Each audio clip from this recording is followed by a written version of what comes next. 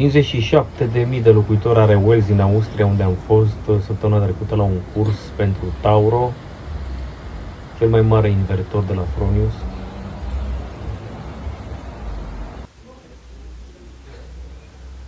Iată aici și Pilot-ul care îl vom cumpăra, care îl vom comanda săptămâna viitoare și îl vom monta la noi în fermă pentru a obține apă caldă și a încălzi caloriferele din plintă.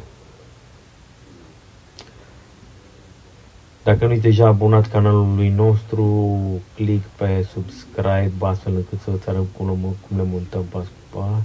Aici erau invertoarele Simogen, bateria BID, care avem și noi una, deja funcționează, cu tabloul pentru backup în caz că scade rețeaua, snap invertorul și aici un Tauro de 50 de kW.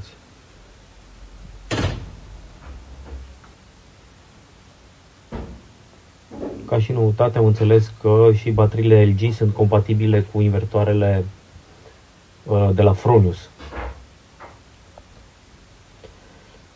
Aici este clasa de aplicații unde se face practică, încă un BID aici. Și ăsta e un primul, mi se pare, cu cutia de backup, care în cazul în care scade rețeaua ai un maxim 3 kW de la panouri, fără baterie, încărcătorul de mașină. Luna viitoare ne vine și nouă o mașină electrică, îl avem deja în stoc, îl vom monta spre viitoare. Și iată aici invertorul cel mai mare de la Fronius, Tauro de 100 de kW. Sala de cursuri, care până la prânz am făcut teorie, și aici am trecut în sala de aplicații practice, după prânz.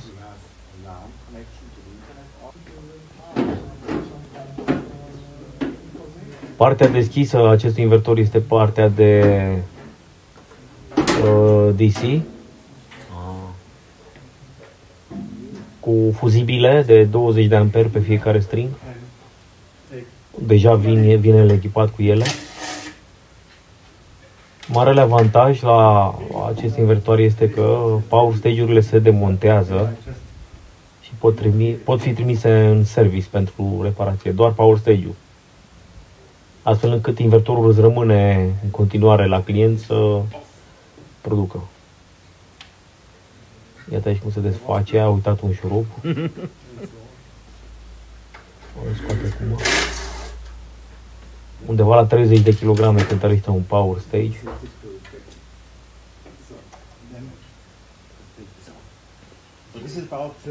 Foarte greu, invertorul nu poți să-l pui singur pe perete față de